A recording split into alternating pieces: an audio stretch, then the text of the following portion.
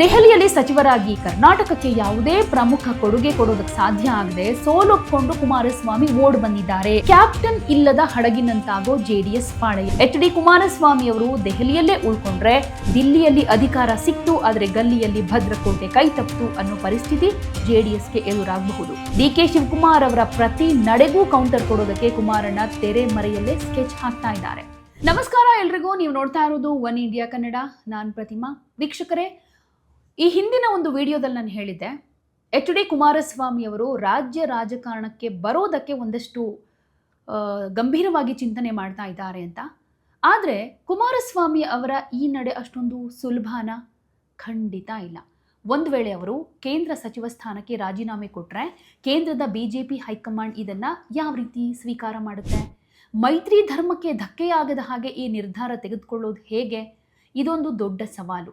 ಇನ್ನೊಂದು ಕಡೆ ಕಾಂಗ್ರೆಸ್ನಲ್ಲಿ ಸಿದ್ದರಾಮಯ್ಯ ಡಿ.ಕೆ. ಶಿವಕುಮಾರ್ ಜೋಡಿ ಸದ್ಯಕ್ಕೆ ತುಂಬ ಸ್ಟ್ರಾಂಗ್ ಆಗಿದೆ. ಕುಮಾರಸ್ವಾಮಿ ರಾಜ್ಯಕ್ಕೆ ವಾಪಸ್ ಬಂದರೆ ಕಾಂಗ್ರೆಸ್ ಇದನ್ನು BJP JDS ಮೈತ್ರಿಯ ವೈಫಲ್ಯ ಅಂತ ಬಿಂಬಿಸೋದಕ್ಕೆ ಟ್ರೈ ಮಾಡಬಹುದಲ್ವಾ? ಆದರೆ ಕುಮಾರಸ್ವಾಮಿ ಅವರಿಗೆ ರಾಜ್ಯ ರಾಜಕಾರಣದಲ್ಲಿ ಇರೋ ಹಿಡಿತ, ಜನರೊಂದಿಗಿನ ಒಡನಾಟ ಮತ್ತು ಅವರ ಮಣ್ಣಿನ ಮಗ ಅನ್ನೋ ಇಮೇಜ್ JDS ಕಾರ್ಯಕರ್ತರಲ್ಲಿ ಹೊಸ ಚೈತನ್ಯ ತುಂಬೋದಂತೂ ಗ್ಯಾರಂಟಿ. ಇದು ನೇರವಾಗಿ ಡಿ.ಕೆ. ಶಿವಕುಮಾರ್ ಅವರ ತಂತ್ರಗಾರಿಕೆ ಹಾಗೆ ಹಳೆ ಮೈಸೂರು ಭಾಗದ ಮೇಲಿನ ಅವರ ಪಾರುಪತ್ಯಕ್ಕೂ ಕೂಡ ದೊಡ್ಡ ಸವಾಲೊಡ್ಡೋದ್ರಲ್ಲಿ ಯಾವುದೇ ಡೌಟ್ ಇಲ್ಲ. ಕುಮಾರಸ್ವಾಮಿ ಅವರು ಸದ್ಯ ಮಂಡ್ಯ ಲೋಕಸಭಾ ಕ್ಷೇತ್ರದ ಸಂಸದರು.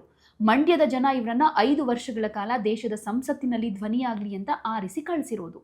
ದಿಢೀರಂತ ರಾಜೀನಾಮೆ ಕೊಟ್ಬಿಟ್ರೆ ಅದು ಮಂಡ್ಯದ ಮತದಾರರಿಗೆ ಮಾಡೋ ದ್ರೋಹ ಅನ್ನೋ ಹಣೆಪಟ್ಟಿ ಕಟ್ಟೋದಕ್ಕೆ ಕಾಂಗ್ರೆಸ್ ರೆಡಿಯಾಗಿ ಕೂತಿದೆ.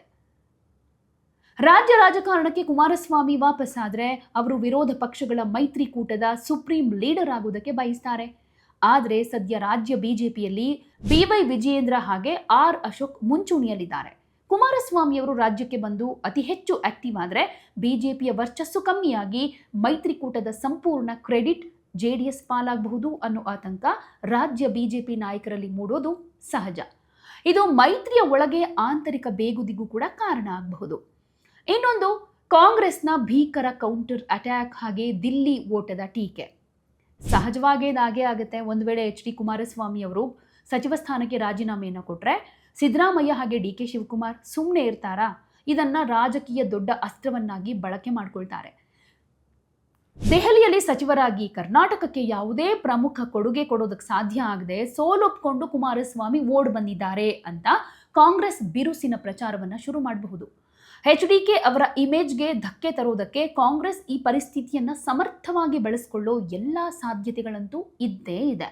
ಇನ್ನು ಕುಟುಂಬ ರಾಜಕಾರಣದ ಆರೋಪಕ್ಕೆ ಮತ್ತೆ ಮದ್ದು. ಎಸ್, JDSನಲ್ಲಿ ಸದ್ಯ ಕುಮಾರಸ್ವಾಮಿ ಅವರ ಮಗ ನಿಖಿಲ್ ಕುಮಾರಸ್ವಾಮಿ ಅವರನ್ನ ರಾಜ್ಯ ರಾಜಕಾರಣದಲ್ಲಿ ನೆಲೆ ನಿಲ್ಲಿಸೋದಕ್ಕೆ ಎಚ್.ಡಿ. ಕುಮಾರಸ್ವಾಮಿ ಹಾಗೆ ದೇವೇಗೌಡರು ತುಂಬಾನೇ ಕಸರತ್ತು ಮಾಡ್ತಾ ಇದ್ದಾರೆ.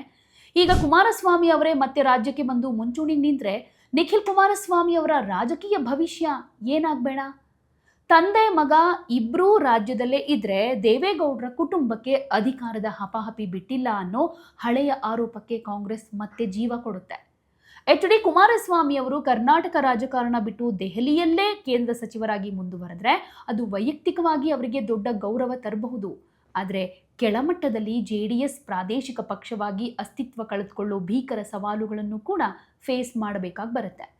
ಇನ್ನು ರಾಜಕೀಯ ವಿಶ್ಲೇಷಕರ ಪ್ರಕಾರ ಎಚ್.ಡಿ. ಕುಮಾರಸ್ವಾಮಿ ಅವರು ದೆಹಲಿಯಲ್ಲೇ ಉಳ್ಕೊಂಡ್ರೆ JDSಗೆ ಆಗುವಂತಹ ಪ್ರಮುಖ 5 ನಷ್ಟಗಳು ಹಾಗೆ ಸವಾಲುಗಳು ಏನೇನು ಅಂತ ಹೇಳ್ತಾ ಹೋದರೆ, ಕ್ಯಾಪ್ಟನ್ ಇಲ್ಲದ ಹಡಗಿನಂತಾಗೋ JDS ಪಾಳೆಯ ಅನ್ನೋದು. JDS ಸಂಪೂರ್ಣವಾಗಿ ವ್ಯಕ್ತಿ ಆಧಾರಿತ ಪಕ್ಷ. ಎಚ್.ಡಿ. ದೇವೇಗೌಡರ ನಂತರ ಪಕ್ಷದ ಏಕೈಕ ಕ್ರಾಡ್ ಪುಲ್ಲರ್ ಅಂದರೆ ಜನರನ್ನ ಸೆಳೆಯೋ ನಾಯಕ ಅಂತಂದ್ರೆ ಅದು ಕುಮಾರಸ್ವಾಮಿಯವರು ಮಾತ್ರ. ಕುಮಾರಣ್ಣ ರಾಜ್ಯದಲ್ಲಿದ್ದರೆ ಮಾತ್ರ ಕಾರ್ಯಕರ್ತರಲ್ಲಿ ಒಂದು ರೀತಿಯ ಜೋಶ್ ಇರುತ್ತೆ.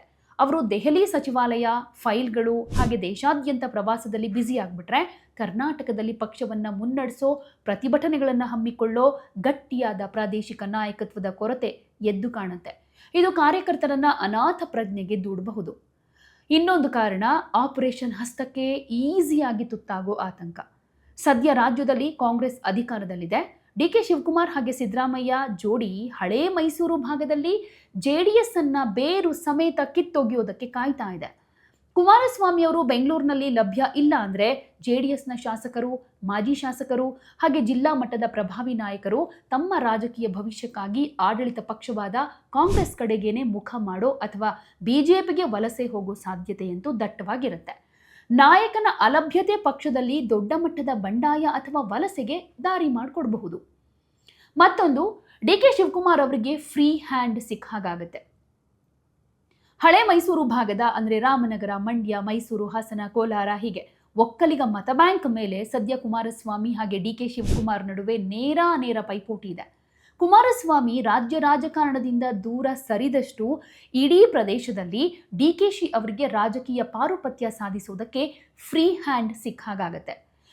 ಸ್ಥಳೀಯ ಸಂಸ್ಥೆಗಳ ಚುನಾವಣೆ ಬಂದಾಗ ಜೆಡಿಎಸ್ನ ಸಾಂಪ್ರದಾಯಿಕ ಮತಗಳನ್ನ ಕಾಂಗ್ರೆಸ್ ಈಸಿಯಾಗಿ ತನ್ನತ್ತ ಸೆಳೆದುಕೊಳ್ಳಬಹುದು. ಇನ್ನೊಂದು, ಬಿಜೆಪಿಯ ಬಿ ಟೀಮ್ ಆಗಿ ವಿಲೀನವಾಗುವ ಭೀತಿ ಕೂಡ ಇದೆ. ದೀರ್ಘಕಾಲದ ಮೈತ್ರಿ ಹಾಗೆ ರಾಷ್ಟ್ರೀಯ ನಾಯಕರ ನೆರಳಿನಲ್ಲಿ ಜೆಡಿಎಸ್ ಹಾಗೆ ಕಂಟಿನ್ಯೂ ಆದರೆ ಕಾಲಕ್ರಮೇಣ ಜೆಡಿಎಸ್ ತನ್ನ ಸ್ವತಂತ್ರ ಅಸ್ತಿತ್ವವನ್ನು ಕಳೆದುಕೊಳ್ಳಬಹುದು. ತಳಮಟ್ಟದ ಮತದಾರರು ಜೆಡಿಎಸ್ ಅನ್ನ ಪ್ರತ್ಯೇಕ ಪ್ರಾದೇಶಿಕ ಪಕ್ಷವಾಗಿ ನೋಡೋ ಬದಲು ಇದು ಬಿಜೆಪಿಯ ಮತ್ತೊಂದು ಮುಖ ಅಷ್ಟೇ ಅಂತ ಭಾವಿಸೋದಕ್ಕೆ ಶುರು ಮಾಡ್ತಾರೆ. ಭವಿಷ್ಯದಲ್ಲಿ ಬಿಜೆಪಿ ಪಕ್ಷವೇ ಜೆಡಿಎಸ್ ಅನ್ನ ಸಂಪೂರ್ಣವಾಗಿ ನುಂಗಿ ಹಾಕೋ ಅಥವಾ ಜೆಡಿಎಸ್ ಮತ ಬ್ಯಾಂಕ್ ಸಂಪೂರ್ಣವಾಗಿ ಬಿಜೆಪಿಗೆ ಶಿಫ್ಟ್ ಆಗೋ ಅಪಾಯ ಕೂಡ ಇದ್ದೇ ಇರುತ್ತೆ. ಮತ್ತೊಂದು, ಮುಂದಿನ ಪೀಳಿಗೆಯ ನಾಯಕತ್ವಕ್ಕೆ ಹಿನ್ನಡೆ ಅನ್ನೋದು.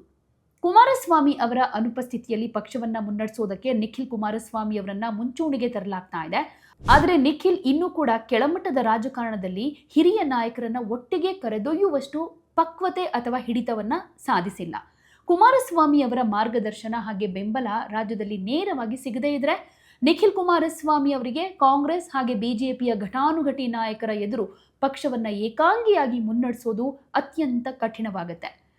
ಎಚ್.ಡಿ. ಕುಮಾರಸ್ವಾಮಿ ಅವರು ಸಂಸದರಾದ ಮೇಲೆ ತೆರವಾಗಿರುವಂತಹ ಚನ್ನಪಟ್ಟಣ ವಿಧಾನಸಭಾ ಕ್ಷೇತ್ರದ ಉಪಚುನಾವಣೆ ಹಾಗೆ ನಿಖಿಲ್ ಕುಮಾರಸ್ವಾಮಿ ಅವರ ರಾಜಕೀಯ ಮರುಜನ್ಮದ ಬಗ್ಗೆನೇ ಹೆಚ್ಚು ಗಮನ ಇಟ್ಕೊಂಡಿದ್ದಾರೆ. ಡಿ.ಕೆ.ಶಿ ಮುಖ್ಯಮಂತ್ರಿ ಆಗಿರುವುದರಿಂದ ಚನ್ನಪಟ್ಟಣವನ್ನ ಶತಾಯಗತಾಯ ಕಾಂಗ್ರೆಸ್ ವಶಪಡಿಸಿಕೊಳ್ಳೋದಕ್ಕೆ ಟ್ರೈ ಮಾಡುತ್ತೆ. ಇದನ್ನ ತಡೆಯೋದಕ್ಕೆ ಕುಮಾರಸ್ವಾಮಿ ಅವರೇ ಖುದ್ದಾಗಿ ಚನ್ನಪಟ್ಟಣದ ಚುನಾವಣಾ ತಂತ್ರಗಾರಿಕೆಯನ್ನ ದೆಹಲಿಯಿಂದಲೇ ರಿಮೋಟ್ ಕಂಟ್ರೋಲ್ ಮೂಲಕ ನಿರ್ವಹಿಸ್ತಾ ಇದ್ದಾರೆ. ಎಚ್.ಡಿ. ಕುಮಾರಸ್ವಾಮಿ ಅವರು ದೆಹಲಿಯಲ್ಲೇ ಉಳ್ಕೊಂಡ್ರೆ ದಿಲ್ಲಿಯಲ್ಲಿ ಅಧಿಕಾರ ಸಿಕ್ತು, ಆದರೆ ಗಲ್ಲಿಯಲ್ಲಿ ಭದ್ರಕೋಟೆ ಕೈ ತಪ್ಪಿತು ಅನ್ನೋ ಪರಿಸ್ಥಿತಿ ಜೆಡಿಎಸ್ಗೆ ಎದುರಾಗಬಹುದು. ಪ್ರಾದೇಶಿಕ ಅಸ್ತಿತ್ವವೇ ಜೆಡಿಎಸ್ನ ಜೀವಾಳ ಆಗಿರೋದ್ರಿಂದ ಅದನ್ನೇ ಕಳೆದುಕೊಂಡ್ರೆ ಕೇಂದ್ರ ಸಚಿವ ಸ್ಥಾನ ಕೇವಲ ತಾತ್ಕಾಲಿಕ ಲಾಭ ಅಷ್ಟೇ ಆಗಿ ಉಳ್ಕೊಳ್ಳುತ್ತೆ.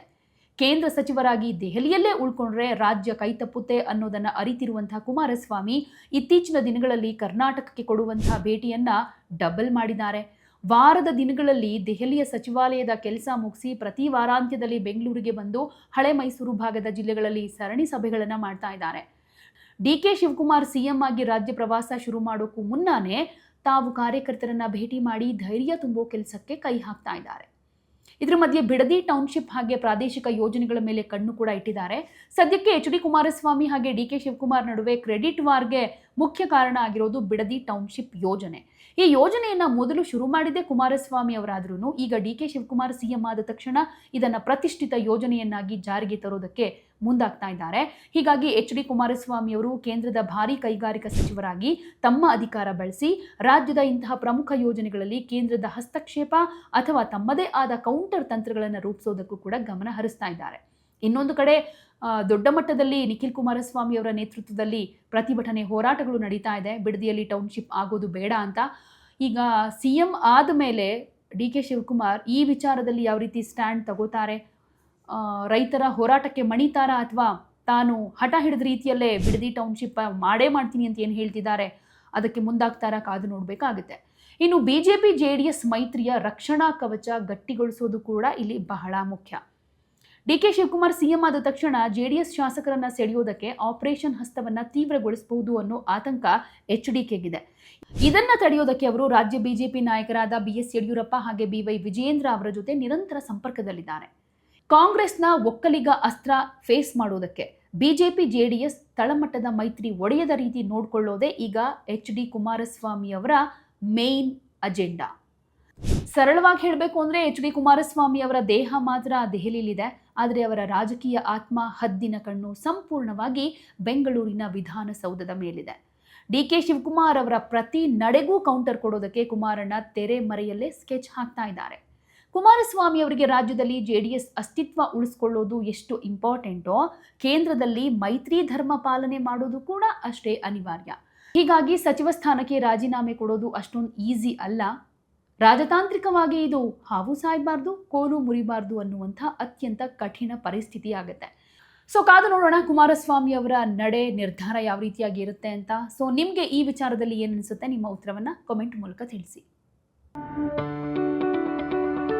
ಯಾವುದೇ ಸುದ್ದಿಯ ಅಪ್ಡೇಟ್ ಅನ್ನ ಮಿಸ್ ಮಾಡ್ಕೊಳ್ಬಾರ್ದು ಅಂದ್ರೆ ಈಗ್ಲೇ ಒನ್ ಇಂಡಿಯಾವನ್ನ ಸಬ್ಸ್ಕ್ರೈಬ್ ಮಾಡಿ. ನಿಮಗೆ ಬೇಕಾದ ಭಾಷೆಯಲ್ಲಿ ಎಲ್ಲಾ ಸುದ್ದಿ ತಿಳಿಬೇಕು ಅಂದ್ರೆ ಒನ್ ಇಂಡಿಯಾ ಆಪ್ ಅನ್ನ ಡೌನ್ಲೋಡ್ ಮಾಡ್ಕೊಳ್ಳಿ.